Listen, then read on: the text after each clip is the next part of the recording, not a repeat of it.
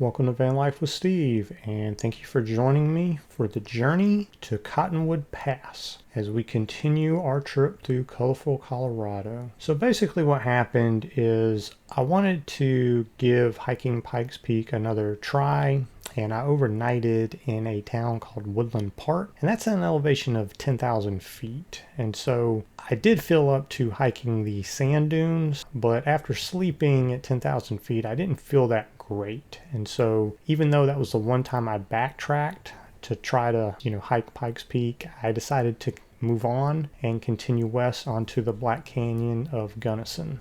So here we're at Wilkerson Pass. I had no idea I was driving up on this. It's an amazing view. You can see 26 miles to the Mosquito Range, and then behind that are the Collegiate Peaks, and both of those ranges are a section of the Rocky Mountains. And I was generally aware that I would be passing pretty close to Mount Elbert, which is the highest peak in the Rocky Mountains, so I decided to take a little detour on the way to the Black Canyon of Gunnison and to go there and check it out. And so these here are the Collegiate Peaks. They're named that because several of the mountains are named after colleges: Mount Harvard, Mount Princeton, and there's one other. As you head north, to the left is the Collegiate Peaks, and then to the right is the Mosquito Range, which is what you're seeing here.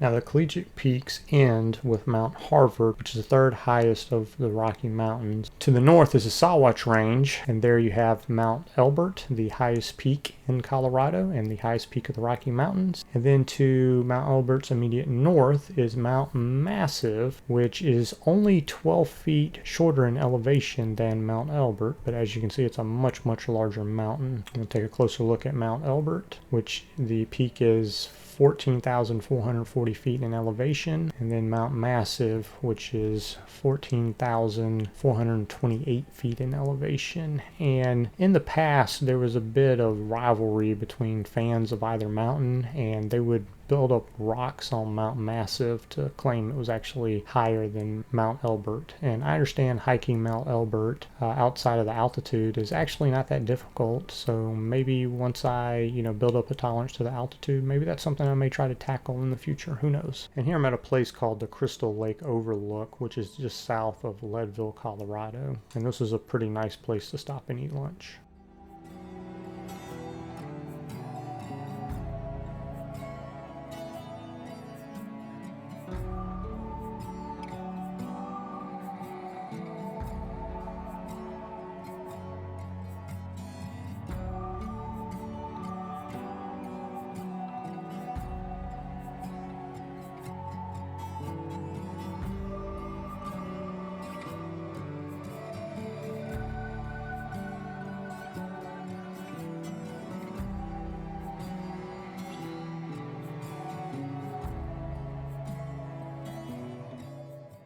So now we're going to wrap Mount Elbert and Mt Massive and move along. But before we do, if you're enjoying this content, I'd appreciate it so much if you'd please give me a like, and please subscribe if you want to see more of these videos, and please turn on the bell for notifications. Thank you so much, and let's continue with the video.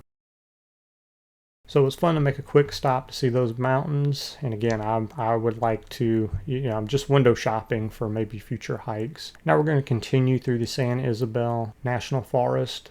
Again, I did not plan this trip. I chose the more squiggly line on Google Maps, and it turned out to be a really, really amazing drive through this national forest. And I recommend this drive to anybody as we head towards Cottonwood Pass.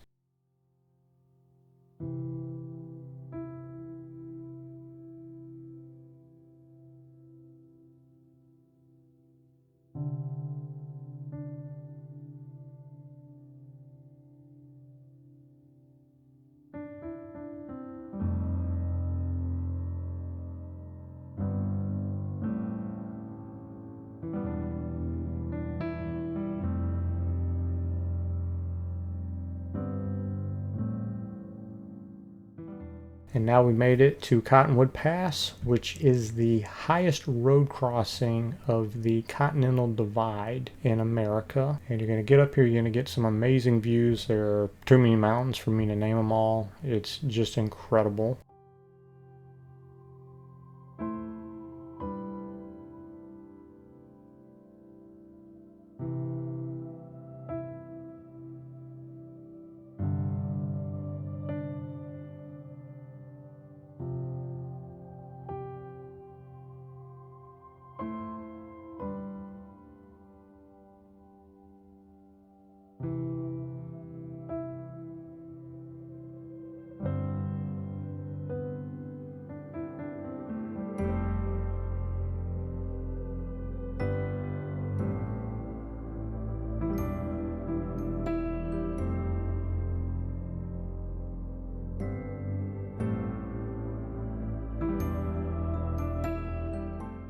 The elevation here is a little over 12,000 feet, and Cottonwood Pass is the fourth highest paved road in America and the second highest continually paved road just behind Trail Ridge Road, which we saw in the video about Rocky Mountain National Park. There's also the Continental Divide Trail, which crosses over Cottonwood Pass, and as I was hiking up to Continental Pass Peak, I came across a fella named Frank who was hiking, I think he told me about 600 miles of the Continental Divide Trail, and that was my first encounter with these ultra marathon kind of hiker type people, and I was really impressed with the adventure he had decided to take on.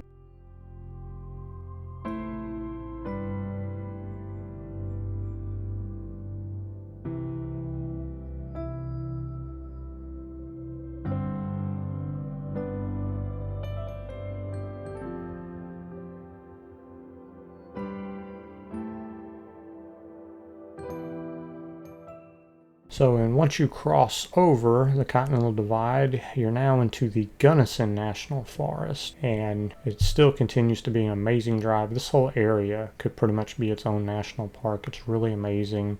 Now, being from Florida, I really didn't have an idea of what a Continental Divide was. I'd heard the term before, but yeah, I learned that on the western side, water, that's going to drain to the Pacific Ocean, and then on the eastern side, water is going to drain into the Atlantic Ocean. And getting to national parks, once you crossed over the Continental Divide, it was always kind of interesting to see park rangers where they'd interview people that were bringing in watercraft into the park. They seemed to be pretty stringent about invasive species and such. That was interesting.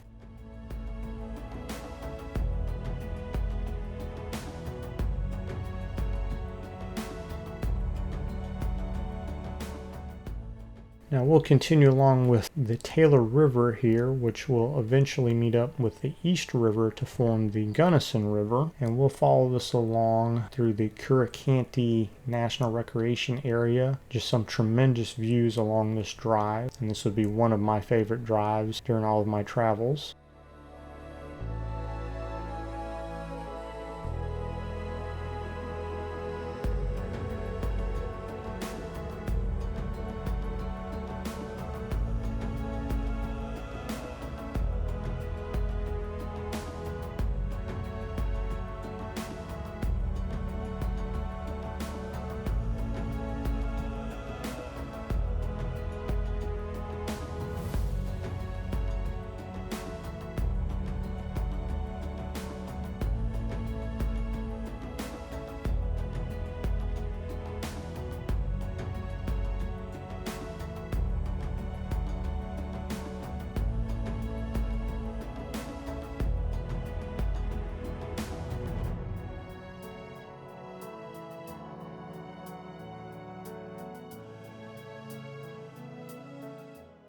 Now we've made it to the Curacanty Recreational Area. Yeah, this video was just some amazing travel footage, and I just really wanted to share it. There's not quite a specific destination. So now we've made it to the Curacanty National Recreation Area. Again, just some tremendous views. I'm not somebody that enjoys driving, but the views here are definitely worth the trip. We're going to go ahead and leave things here, and the next video is going to be the Black Canyon of the Gunnison National Park. I want to thank you so much for taking the time to watch this video. video, and I will catch you in the next video. Thank you so much and take care. Bye.